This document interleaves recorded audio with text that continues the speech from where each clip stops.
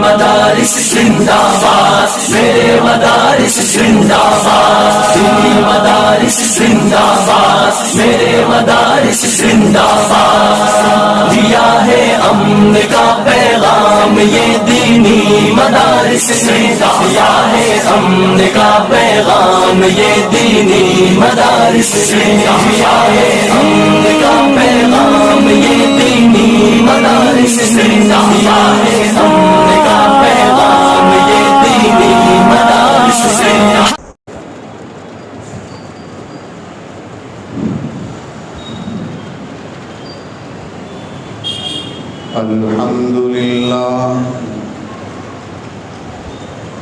الحمد لله وكفى وسلام على عباده الذين اصطفى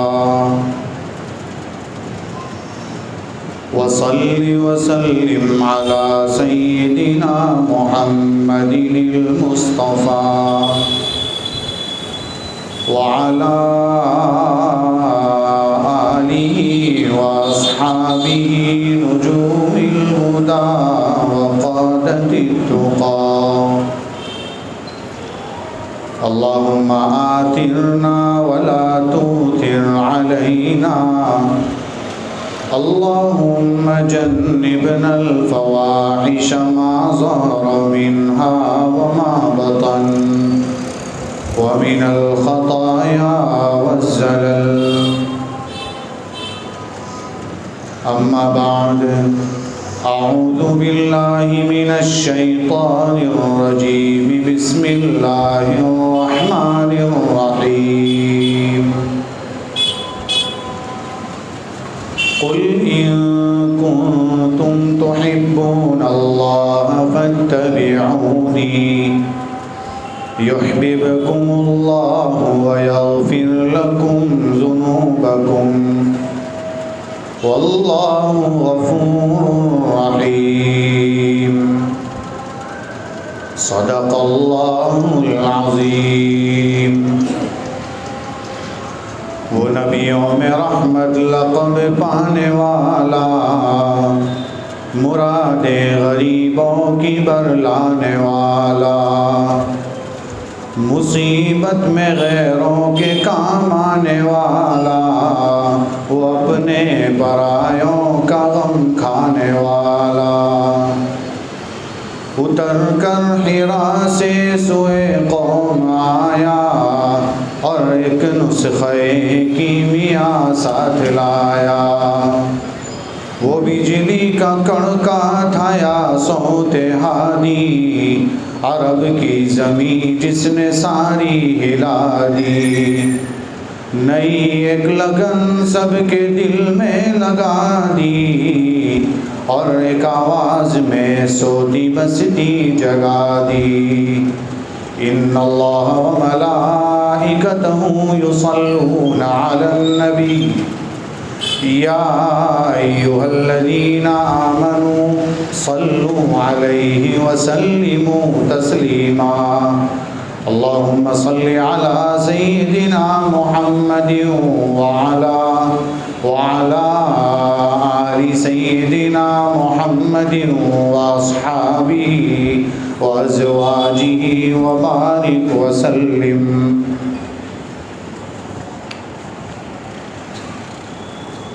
بزرگوں اور بھائیوں،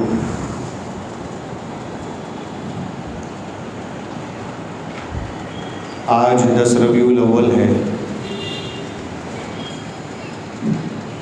نبی کریم صلی اللہ علیہ وسلم اسی مہینے میں دنیا میں تشریف لائے اور آپ کی وفات بھی اسی مہینے میں ہوئی۔ پیر کا دن تھا جس میں آپ دنیا میں تشریف لائے، آپ کی بعثت نبوت بھی آپ کو پیر کے دن ملی،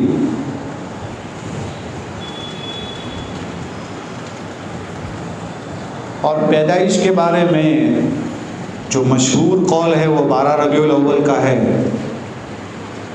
لیکن محقق قول یہ ہے کہ 8 یا 9 ربیع الاول کو آپ کی پیدائش ہوئی ہے۔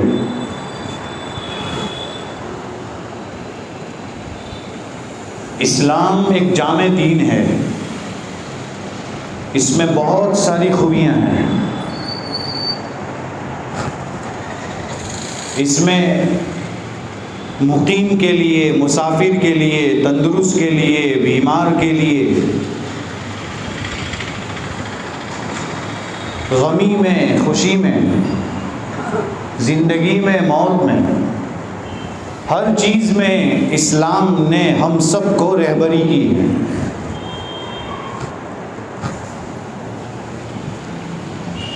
اسی لیے ہدایت کے اعتبار سے بھی یہ دین جامع ہے، اور احکام کے اعتبار سے اسلام کا کوئی بھی حکم آپ اٹھائیے، آپ کو اس میں جامعیت ملے گی۔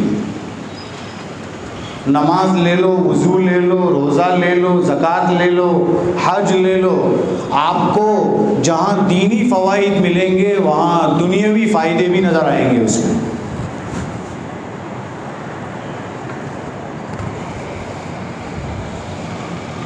اتنا خوبصورت دین ہے کہ اس کا زندگی پر شکریہ ادا کیا جائے تب بھی کم ہے۔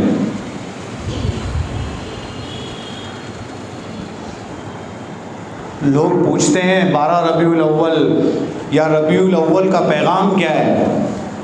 ہم کہتے ہیں ربیع الاول کا پیغام یہ ہے کہ آج اتنا فتنوں کا دور ہے اور قیامت تک بھی فتنے تو آتے ہی رہیں گے، لیکن ایسے پرفتن دور میں بھی اگر سکون چاہیے تو سرکار کی تعلیمات میں ہی ملے گی۔ یہی پیغام ہے ربیع الاول کا پیغام۔ جلوس میں نکلنا نہیں، ربیع الاول کا پیغام نمازیں چھوڑنا نہیں، ربیع الاول کا پیغام گھروں میں مالیدہ بنا کر کھانا نہیں ہے، شربت پینا نہیں ہے۔ ربیع الاول کا پیغام سرکار کے طریقوں کو اپنی زندگی میں اپنانا ہے۔ اسلام کے اور دین کے 5 اہم ترین شعبے ہیں جس کو اس مختصر وقت میں پیش کرنا چاہوں گا۔ پہلا شعبہ عقائد کا ہے۔ عقیدے کی اسلام میں بہت اہمیت ہے۔ اگر کسی کا عقیدہ درست نہیں تو زندگی کے ہر سال میں وہ حج کرے گا، ایک بھی قبول نہیں ہوگا۔ ایک بھی نماز نہیں پڑھی ہے، ایک بھی روزہ نہیں رکھا ہے، ایک بھی زکوٰۃ نہیں دی ایک مرتبہ بھی، حج بھی نہیں کیا، گناہ بھی بہت کیے، لیکن مسلمان ہے، کلمہ پڑھتا ہے اور جو عقیدے اسلام نے بتائے ہیں اس کو دل سے مانتا ہے صحیح طور پر، تو یقین سے کہتا ہوں اور قسم بھی کھا سکتا ہوں کہ جہنم میں تو جائے گا اپنے اعمال کی وجہ سے، پاک صاف ہو کر جنت میں ضرور جائے گا۔ لیکن اگر پوری زندگی نماز پڑھی ہو، ایک بھی نہ چھوڑی ہو، روزہ کبھی نہ چھوڑا ہو، زکوٰۃ کبھی بھی نہ چھوڑی ہو، حج ہمیشہ کیا ہو، عقیدہ ٹھیک نہیں ہے، جہنم میں ہمیشہ رہے گا۔ ہم لوگ مکتب میں پڑھتے ہیں آمنت باللہ وملائکتہ وکتبہ ورسلہ، میں اللہ پر ایمان لایا، فرشتوں پر ایمان لایا، اللہ نے جتنی آسمان سے کتابیں اتاری، صحیفے اتارے، سب پر ایمان لایا، رسولوں پر، پیغمبروں پر، کم و بیش 1,24,000 انبیاء آئے، سب پر ایمان لایا، آخرت کے دین پر ایمان لایا، موت کے بعد دوبارہ زندہ ہونا ہے اس پر ایمان لایا، تقدیر چاہے اچھی ہو چاہے بری ہو سب پر ایمان لایا۔ یہ ہم پڑھتے ہیں، یاد رکھیں یہ اہم عقیدے ہیں، لیکن صرف اسی کا نام عقائد نہیں۔ آج جو ہماری زبان سے جملے نکلتے ہیں، سینٹنس نکلتے ہیں، کتنے سینٹنس ایسے ہوتے ہیں کہ انسان ایمان سے نکل چکا ہوتا ہے اور اس کو یہی نہیں پتا ہے کہ میں ایمان سے نکل چکا ہوں۔ آپ علماء سے پوچھیں، اس پر باقاعدہ فتوے دیے گئے ہیں، فتاوا کی کتابوں میں باقاعدہ لکھا گیا ہے کہ کس جملے سے آپ ایمان سے نکل جائیں گے۔ جیسے کسی سے کہتے ہیں یہ کر لو، کہ کیا نماز، کیا قرآن، میں کچھ مانتا نہیں ہوں، نعوذ باللہ، ایسا بولنے سے وہ ایمان سے نکل چکا ہے، اسے پتہ نہیں ہے۔ تو میرے بھائیوں، اسلام کے اہم ترین شعبوں میں سب سے پہلا شعبہ عقائد کا ہے۔ عقیدے درست کرنے چاہیے، کوئی غلطی ہو جائے تو عالم سے کانٹیکٹ کرنا چاہیے، پوچھنا چاہیے کہ کہیں اس جملے سے میں غلط تو نہیں ہو گیا، اور اگر غلط ہوا ہے تو اس کو دوبارہ کلمہ پڑھنا چاہیے، نکاح بھی دوبارہ کرنا پڑتا ہے، لیکن عالم سے پوچھ کر کریں۔ عقیدہ بہت اہم چیز ہے۔ آج کل لوگ یہ دیوالی آتی ہے، دسہرہ گیا ہے، فلاں تہوار، اس کو دل سے چاہتے ہیں ہمارے مسلمان۔ جوانوں میں جائیے، پتہ چلے گا آپ کو۔ پتہ نہیں وہ ان چیزوں کو اچھا کہنے کی وجہ سے اس کا ایمان کہاں پہنچا ہے۔ ہمارے مدرسے میں دارالعلوموں میں کتاب پڑھائی جاتی ہے مالا بدھ منہ۔ قاضی ثناء اللہ صاحب پانی پتی رحمۃ اللہ علیہ نے باقاعدہ کلمات کفر کو لکھا ہے شروع میں، کہ کون کون سے کلمے سے نکل سکتا ہے ایمان سے۔ تو پہلا شعبہ عقائد کا ہے، دوسرا شعبہ عبادات کا ہے۔ عبادات تو آپ جانتے ہی ہیں، نماز، روزہ، زکوٰۃ، حج۔ لیکن آج کا جوان، آج کا مسلمان اپنے آپ کو 5 وقت کی نماز پڑھ کر، 1 مہینے کے رمضان کے روزے رکھ کر، ہر سال زکوٰۃ ادا کر کے، اور حج اگر اس کے ذمہ آ گئی تو حج ادا کر کے یہ سمجھتا ہے کہ میں پکا مسلمان ہو گیا۔ حالانکہ یہ تو اسلام کا ایک شعبہ ہے، دوسرے بھی شعبے ہیں، اس کی طرف توجہ نہیں ہے۔ عبادات میں بھی آپ اپنا جائزہ لے لیں۔ چلو ہم عبادات ہی کو لیتے ہیں، نماز کیسی پڑھتے ہیں پوچھیے، کتنی نمازیں وقت پر ہم سے ہو رہی ہے، کتنی نمازوں میں ہم جماعت کے ساتھ نماز پڑھ رہے ہیں، کتنی نمازوں میں ہم سنتیں پڑھ رہے ہیں، کتنی نمازوں میں ہم سے سنتیں ہو رہی ہے، چھوٹ رہی ہے، کتنا واجب ادا کیا جا رہا ہے۔ پھر نماز جو پڑھتے ہیں اس میں دھیان کتنا ہے، رکوع کیسا ادا کیا جا رہا ہے، سجدہ کیسا ہو رہا ہے۔ لکھنے والوں نے، کہنے والوں نے کہا ہے نا، 4 رکعت پڑھتے ہیں 4 دکان کا حساب ہوتا ہے۔ نماز میں دھیان نہیں، ہم سب کا یہ حال ہے۔ تو اسلام کا ایک اہم ترین شعبہ عبادات بھی ہے۔ سمجھ میں نہ آئے تو عالموں سے کانٹیکٹ کر کے پوچھنا چاہیے، میری نماز درست کیسے ہو۔ 70 سال کی عمر ہو جاتی ہے، نماز نہیں پتہ چلتی کیسے پڑھی جاتی ہے، تکبیر کیسے ہو رہی ہے، رکوع کیسے کیا جا رہا ہے۔ کتنے ایسے ہوتے ہیں جن کی زندگی کے 60 سال گزر چکے ہیں لیکن ابھی تک رکوع ڈھنگ سے نہیں ہو رہا ہے۔ پوچھنا چاہیے، پوچھنے میں کچھ نہیں ہونے والا ہے۔ بہت سارے علماء، اور اس بستی میں علماء کی کمی نہیں، مدرسوں کی کمی نہیں، مکتبوں کی کمی نہیں، بس ہمیں صرف جانا ہے۔ ہم چاہتے ہیں کہ کنواں پیاسے کے پاس آوے، ارے بھائی پیاسا کنویں کے پاس جاتا ہے، جانا چاہیے۔ اسلام بہت اہم ہے، اس کا یہ بہت اہم ترین شعبہ ہے عبادات۔ اسلام کا تیسرا شعبہ اخلاق کا ہے۔ آج اخلاق کیا ہے ہمارے؟ اخلاق میں ہم بہت پیچھے ہو گئے، جبکہ آپ جانتے ہیں نا اخلاق، اور چوتھا شعبہ آئے گا معاملات کا۔ اخلاق اور معاملات کیا تھے؟ ایک چھوٹی سی مثال دیتا ہوں، جمعہ میں زیادہ لمبی بات بھی نہیں ہو سکتی ہے۔ نبی کریم صلی اللہ علیہ وسلم کو ایک خواب آیا تھا، اور اس خواب میں آپ کو یہ دکھایا گیا کہ میں اپنے چند صحابہ کے ساتھ حرم جا رہا ہوں، احرام باندھے ہوئے ہوں، طواف کر رہا ہوں، صفا مروہ کی سعی کر رہا ہوں، اور پھر میں نے حلق کروایا، صحابہ نے بعض نے حلق کروایا، بعض نے قطروایا۔ یہ سب چیزیں آپ نے خواب میں دیکھی۔ صبح میں نبی کریم صلی اللہ علیہ وسلم نے صحابہ کی خدمت میں اپنا خواب پیش کیا۔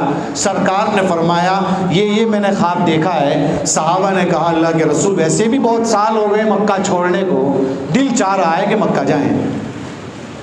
چند صحابہ کے ساتھ آپ صحابہ کو لے کر عمرے کے لیے نکلے ہیں، اسی کو ہم نے صلح حدیبیہ کا نام دیا ہے، سیرت کی کتابوں میں ہے۔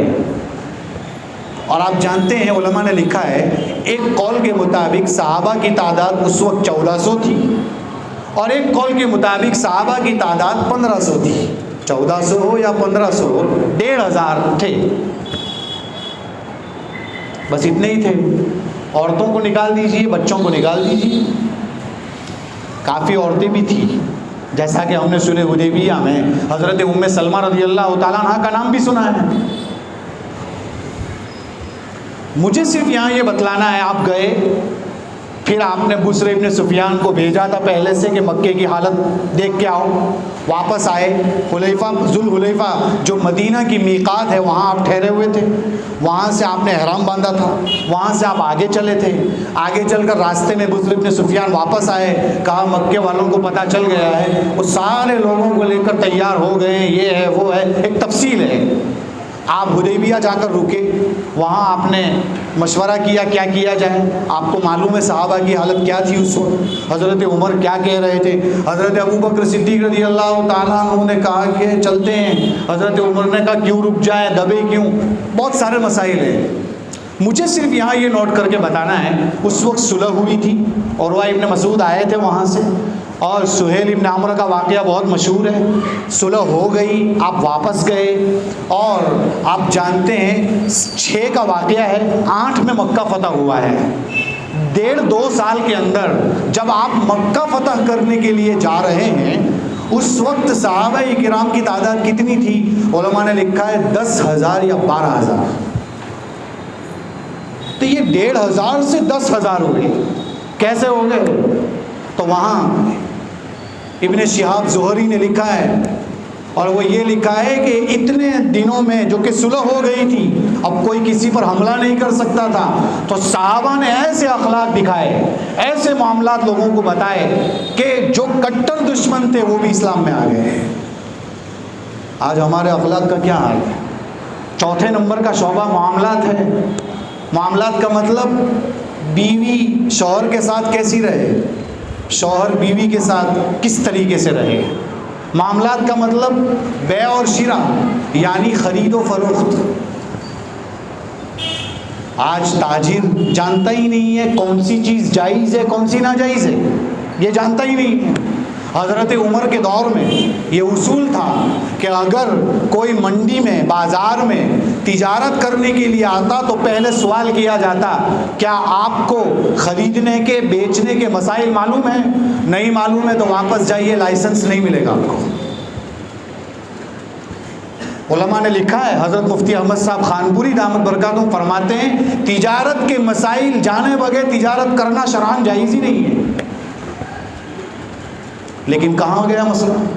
آپ نکاح کو اٹھائیے, نکاح کرنے سے پہلے کیا حالات ہوتے ہیں؟ کیا ہوتا ہے نکاح سے پہلے؟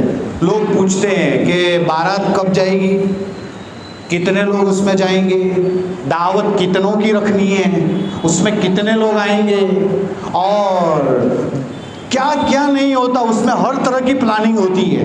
پلاننگ نہیں ہوتی تو کس چیز کی نہیں ہوتی؟ نہیں ہوتی تو اس چیز کی نہیں ہوتی کہ دلہے کو دلہن کا کیا حق ادا کرنا ہے وہ دلہے کو نہیں پتا, اور دلہن کو دلہے کا کیا حق ادا کرنا ہے وہ نہیں پتا. جبکہ زندگی پر رہنا ہے, اس کے احکام ہیں. آج کیا حالات ہیں, طلاق کے کتنے واقعات پیش آ رہے ہیں. کیوں آ رہے ہیں؟ ایک دوسرے کے حق ادا نہ کرنے کی وجہ سے آ رہے ہیں. حق ہی ادا نہیں ہو رہا ہے, کوئی کسی کا حق ادا نہیں کر رہا ہے. شوہر پوری دنیا کے ساتھ ہنسی خوشی سے ملتا ہے, گھر میں جاتا ہے تو بیوی پر تڑی دکھاتا ہے, دادا گیری کرتا ہے.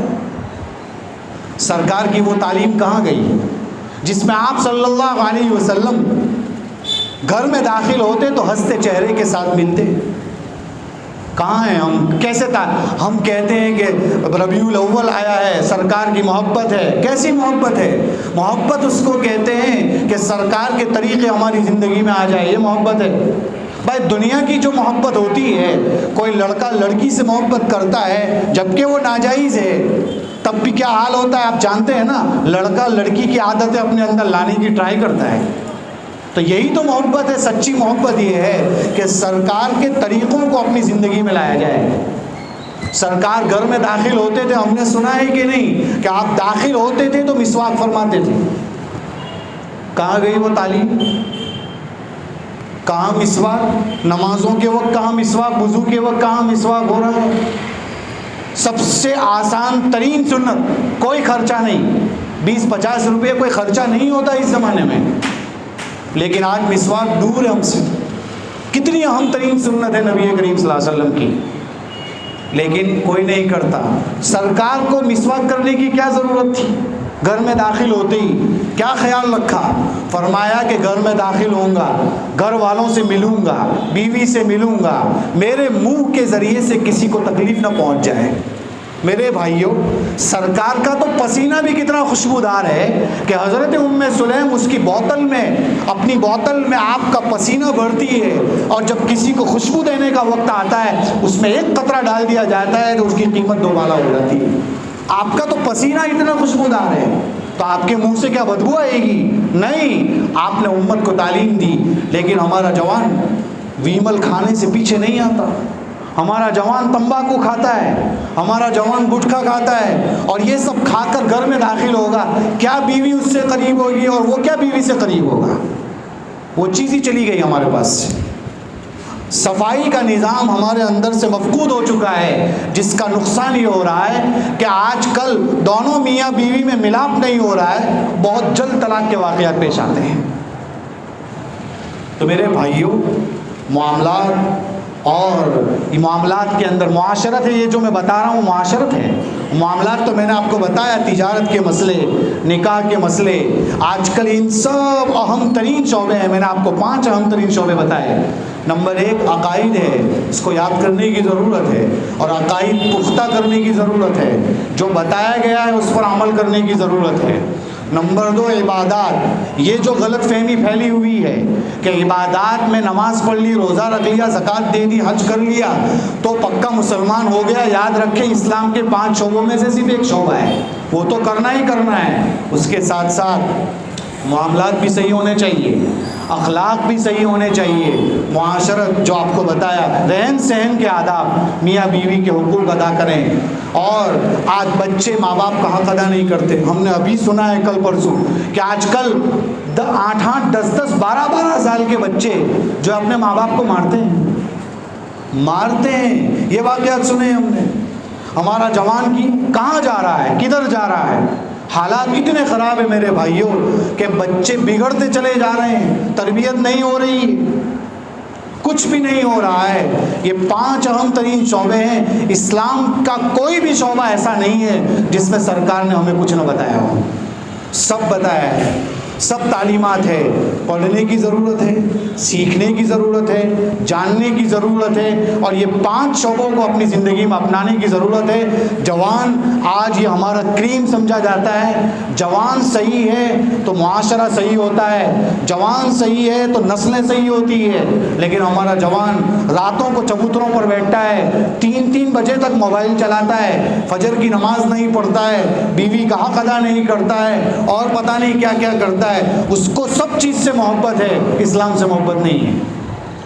آپ اس کے رہن سہن کو دیکھیں، کپڑوں کو دیکھیں، پائجامے کو دیکھیں، آپ اس کے ہاتھ پہ ٹیٹو دیکھیں جبکہ اس پر لعنت ہے، آپ جو ہے اس کے بال کو دیکھیں ٹوکرے کی طرح، کانٹوں کی طرح، ہیئر اسٹائل دیکھیں آج کے جوانوں کی کیسی کیسی ہوتی ہے۔ آپ جانتے ہیں یہ وہ گناہ ہے جس پر اللہ کی لعنت ہمیشہ برستی ہے۔ نماز پڑھ رہا ہے لیکن لعنت ہے اس پر۔ تو چاہیے کہ ہم ان چیزوں کو بدلیں۔ ربیع الاول کا پیغام یہی ہے کہ ایسے ربیع الاول تو کتنے آئے کتنے گئے، نہ ہمیں کوئی عید میلاد بنانے کی ضرورت ہے، نہ کچھ کرنے کی ضرورت ہے، اس لیے کہ جس نبی نے ہمیں استنجا تک کے طریقے بتائے، کیا وہ نبی ہمیں تیسری عید بتانا بھول گیا؟ ایسا ہو نہیں سکتا۔ اسلام میں صرف 2 ہی عید ہے، تیسری کوئی عید نہیں ہے۔ جب نہیں ہے تو ہم نہیں منا سکتے، بلکہ ہمیں چاہیے سرکار کی زندگی میں اتنے سب آپ کے پیدائش کے دن آئے، ایک موقع ایسا نہیں ملتا کہ جس میں کسی صحابی نے سرکار کو آپ کی پیدائش پر مبارکباد دی ہو۔ ایک دن نہیں ملتا، ایک موقع نہیں ملتا، ایک روایت نہیں ملتی۔ جب نہیں ہے، اس سے بڑا عاشق تو کوئی نہیں ہو سکتا۔ صحابہ سے زیادہ عاشق کون ہو سکتا ہے؟ جی ایک بات کہہ کر اپنی بات ختم کر دوں، ویسے ہی وقت ہو چکا ہے. آپ مفتی شفیع صاحب رحمۃ اللہ علیہ نے لکھا ہے بنیے سے زیادہ سیانہ سو باولا. کیا مطلب؟ یہ ایک محاورہ ہے. کوئی آدمی مارکیٹ میں سب سے بڑا تاجر ہو، برسوں سے تجارت کر رہا ہو، ایک آدمی ابھی 5-10 دن 15 دن مہینے میں آیا ہو، وہ آ کر کہے میں تیرے سے زیادہ ماہر ہوں، تو وہ کہے گا تیرے سے بڑا بیوقوف کوئی نہیں ہے، میں 25 سال سے یہ کام کر رہا ہوں. تو اگر کوئی آدمی یہ کہے میں صحابی سے زیادہ عاشق ہوں تو اس سے بڑا باولا کوئی نہیں ہے. صحابہ سے بڑا دنیا میں کوئی عاشق نہیں ہوا ہے سرکار کا.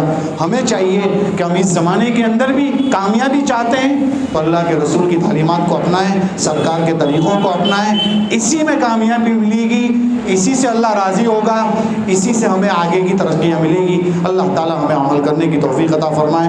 آمین. وآخر دعوانا ان الحمد للہ رب العالمین.